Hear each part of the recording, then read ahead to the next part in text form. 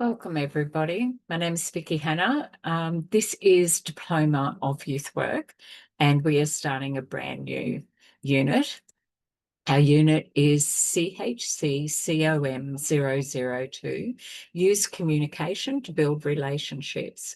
So for those of you who are new to HADA, welcome. If you have yet to spend time with onboarding and navigating your porthole, please reach out to our learner support officers as well. So what we have done beforehand is we have got a full pre-recording of your unit. The full unit has been done, and we have other resources on some demonstration of the skills, which we call role plays. So if this is a brand new unit for you and you're a brand new learner to the HADA community, every unit that you do has both written, which is your knowledge evidence to get your qualification, and it has skills evidence, and that's your practitioner skills, which also you need to do. In our live classes, we will create opportunity for you to do your skills. In our live classes, we create opportunities for you to unpack the understanding around the knowledge.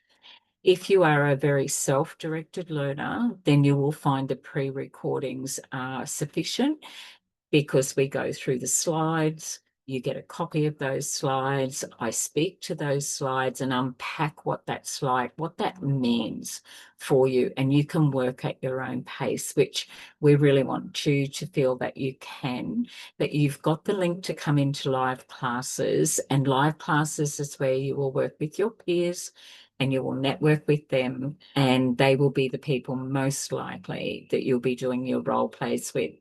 Some you don't have to have an assessor with you.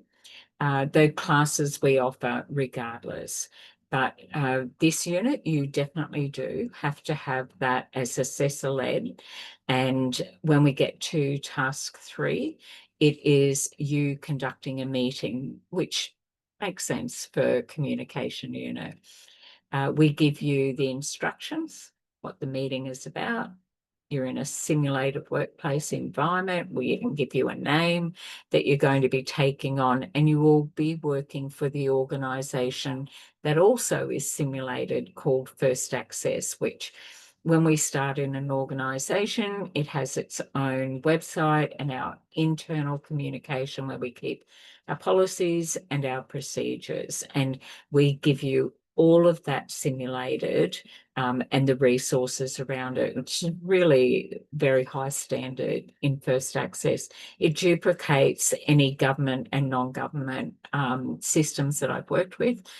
So I find it's not perfect, nothing is, but I find that it's very, very close to what a typical workplace would be like, depending on the position that you've got and the role that you play.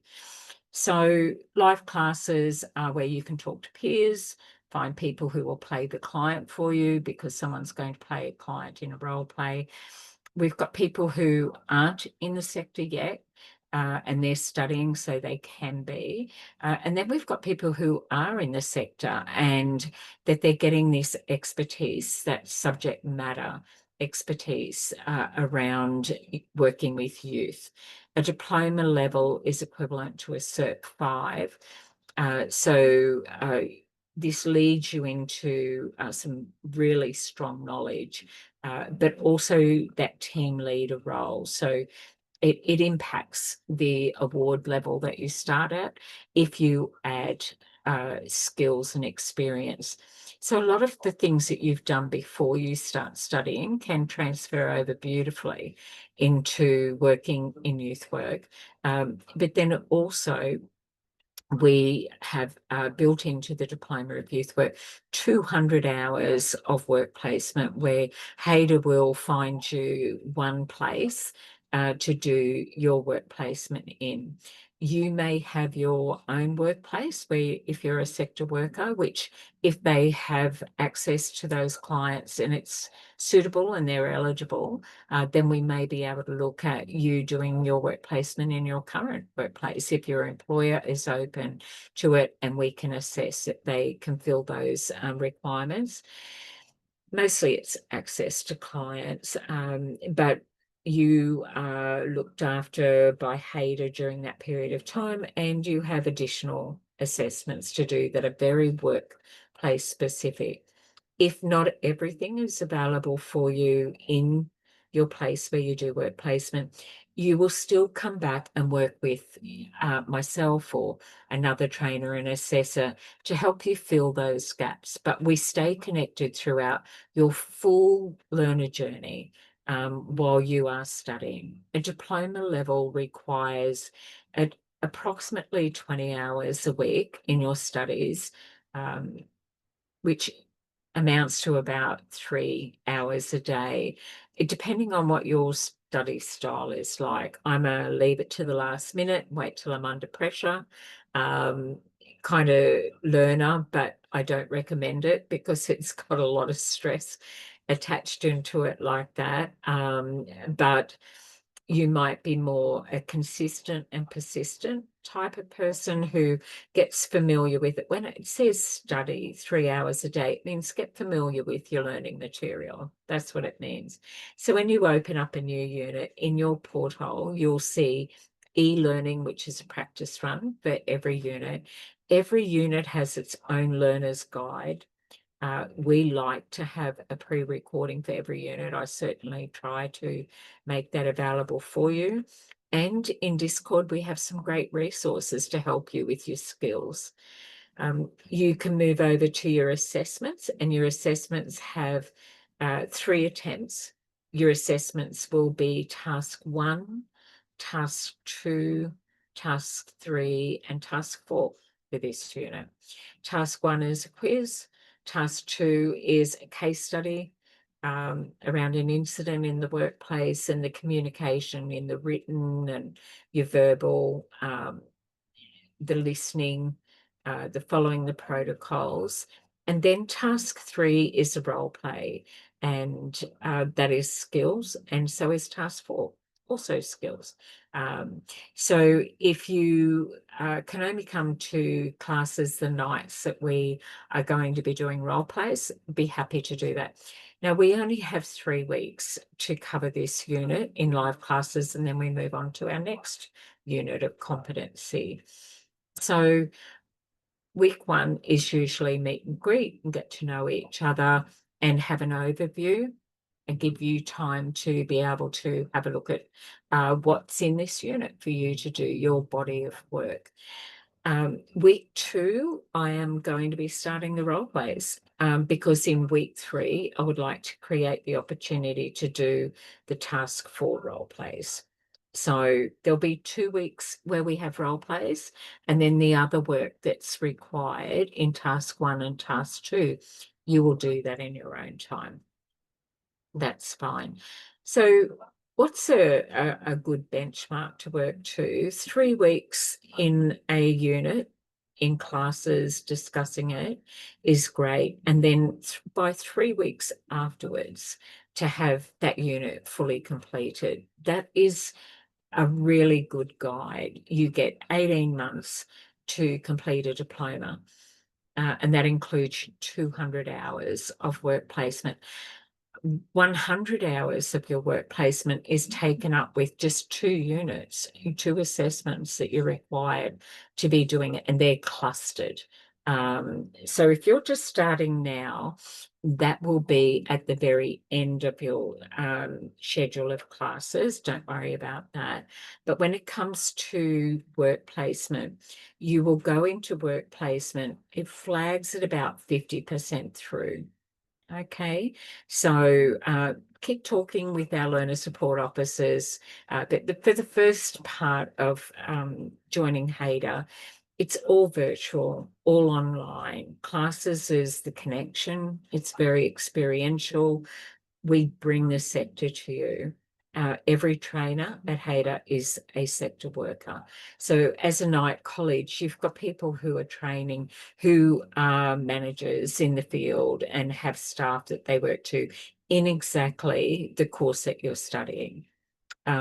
So that's one of the real points of difference with HADA, that exceptional level of trainers. We have an amazing learner support team, our learner support officers, and they work Monday to Friday from 10 a.m. till 7 p.m. Melbourne time. And then, of course, your trainers are on roster. So they have certain hours that they are available, maybe some one-on-one, but mostly your learner support officers are your one-on-one people. And then if you need time with a trainer, it'll be specifically usually around your skills, or if you've got other needs, then talk about that and have that individualized plan around your studies. You advise HADA when you enroll, and you advise your learner support officers when you're progressing through how to do that. And if they cannot assist you, they always bring those questions down to a trainer so that a trainer might be able to help specifically in that space for you. So you've got great wraparound supports with HADA, in a group, independently, and one-on-one. Especially around your skills. So for this particular unit, let me just walk you through what some of the content is in our week 1 of 3 weeks. So I'd like to start with our acknowledgement to country. In the spirit of reconciliation, HADA Institute of Education acknowledges the traditional custodians of country throughout Australia and their connections to land, sea, and community. We recognise Aboriginal and Torres Strait Islander people as the first inhabitants of this nation and the traditional custodians of the land on which we work, live and study. We express our gratitude for the sharing of this land, our sorrow for the personal, spiritual and cultural costs of that sharing, and hope that we may move forward together in harmony and in the spirit of healing. We pay our respect to all First Nation people and acknowledge elders past, present and emerging. And I extend this acknowledgement out to our wider HADA community who are watching this recording, and any of our learners who are First Nation or Torres Strait Islander who are enrolled in our Diploma of Youth Work. I'm coming to you from Tarrabalang Bundaland in Queensland, which is often referred to as Bundaberg. So with this unit, even though we're not in classes face-to-face, we still need to do a little bit of housekeeping. This unit, like every unit, may bring up something that's a bit triggering for you. And you might think, well, what would be triggering with this unit? People can have had a bad experience in the workplace. And there are incidents in our scenarios and our assessments about something not happening in a workplace following protocol, identifying the gaps, communicating that over, and then being able to make sure that you can remedy that situation or make sure that you're meeting the guidelines. So a trigger warning is not always some of the really complex topics. It can be something that's happened to you or something that's impacted you because somebody near and dear to you has been affected by this. So I always like to, in my housekeeping, just say, go gently in this space. Do your studies in 20-minute bites and then step away from it. If you're feeling flat and it's not a great day, then just read, don't tackle your assessments, and then put that down when you've had enough. But the mind can only take in 40 minutes worth. Otherwise, you'll just be reading and feeling like you've read it before. Make sure that when you get your resources that you start with folder, call it Diploma of Community Services, and do a subfolder underneath for every single unit. And then anything that you get, resources, your learner's guide, the YouTube recordings, put them and save them inside that particular unit folder. So you should end up with one master folder, and inside that 21 other folders. So there's 21 units in your diploma, plus there are task assessments inside every unit. Some have 2, some have 3, some have 4 assessment tasks. So I like to do task 1 in week 1. The quiz, I like everyone to get that done and get familiar. It's not a requirement at all, but the best learning and underpinning knowledge is start with task 1, move to task 2, then go to task 3, and if there's a 4, move into task 4.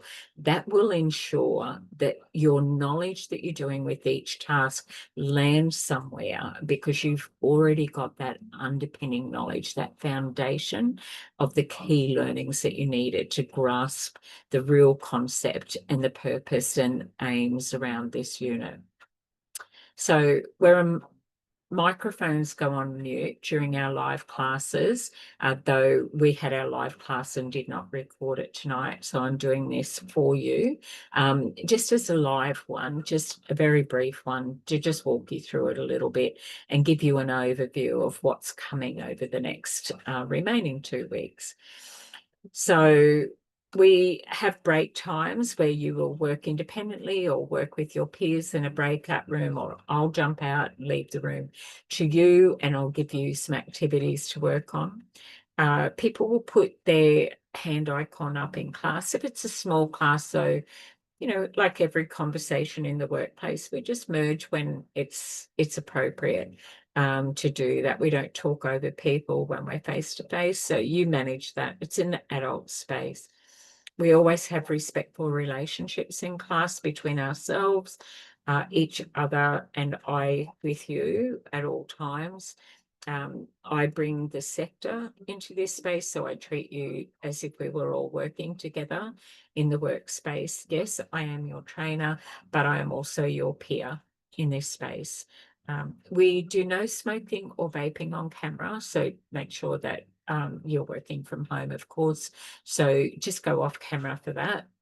Also, if you're a bit concerned about the privacy and confidentiality, if you've got children in the background, we have no objection to dogs and cats, by the way, but we're mindful of some of the content might be maybe inappropriate for young children as well. I've spoken about trigger warning, and I've also want to reinforce to be kind to yourself. So this is what I wanted to do our brief recording for this week, because you've already got the full unit, every task and every assessment tip that I can give you in this. Plus we have a great resource already on the role play for task 3, and it guides you through that. And there's some peers who have done that exact role play and they work with that. And they've given us consent to share theirs. So they're being assessed in real time, and you might find that really helpful. I hope you do. So the 4 tasks are the quiz, it's multiple choice and short answers, and you submit your work and that gets marked. You get 3 attempts or more. We can definitely open up more, absolutely no penalty whatsoever. Our responsibility is to give you feedback and to help you understand what the gaps might be. You get a case study in task 2. It's with incident and the reporting required, what you say and then what you write, and where to go and get those forms in your First Access simulated workplace portal.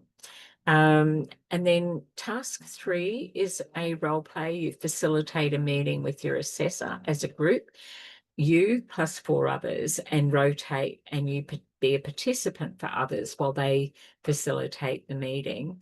And then with the next role play in task 4, you're managing an escalating incident, a family dynamics, where there was a complaint from a family member, one of the family members, about their parent who is attending First Access in one of the programs, and we engage them and use a diversity, equity, and inclusive approach. That's what that acronym stands for. It's a protocol. It's also part of the legislation.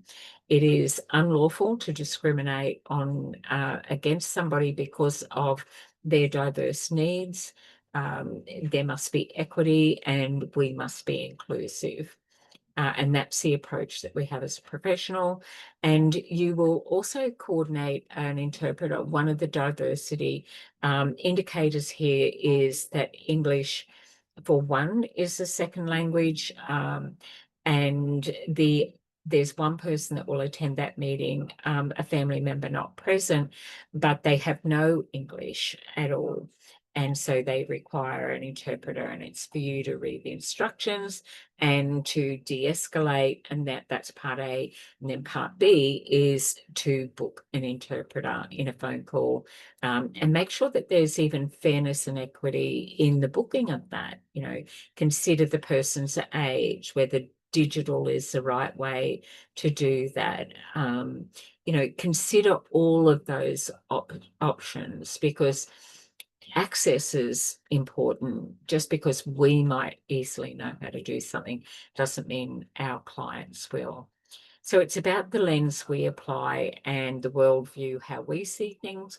And then if we are being empathetic, then we consider what that experience might be like for our client. We look from the inside out, not the outside in. So we have to check in on ourselves. Am I fully present? And am I, is my internal dialogue framed around how can I best create equity and access and fairness and be inclusive for the people that I'm working for? It could be your peers in the workplace, which you'll do in your meeting, but it also could be the clients that we work with. And what's your communication style, our communication style, and the requirements, and the client's communication style and their requirements, and then the organization's protocols and their requirements. And it sits inside what you can and cannot do with your position description. If we work outside of the scope of our role, we're working outside the guidelines of our employment contract. And then what goes well when we are effectively applying this, and then what can go wrong. And then, of course, team building and our own style inside of that. So that's an overview of what you must do when you're doing this. I've really unpacked this for you in the pre-recording, and there's those extra resources. We'll see you all next Monday in our live class, which will be week 2 of 3 weeks. And people are going to be ready to do task 3, role play facilitator meeting. So go to your portal, look for your resources, contact the learner support officers if you would like copies of anything, if it's not appearing in your portal, or just reach out to them when you're in front of your device and say, can you just help me get familiar with that? So I hope that you enjoy this unit, because this is an absolute core unit. Every single qualification that Hader have in Cert 3, Cert 4s and diploma level all do this unit, CHCCOM002. Thanks, everybody.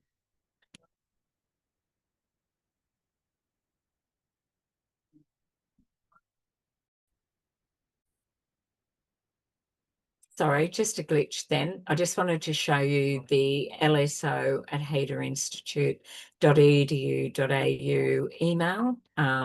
Just it's there in the background so that you know how to contact your learner support officers who work Monday to Friday.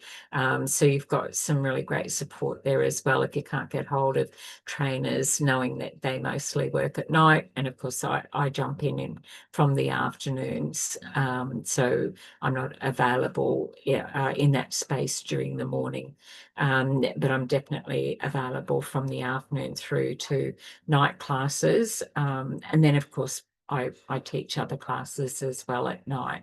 Always go to your learner support officers first, and if they've got a query, they'll bring it back. But you're also very welcome to contact me.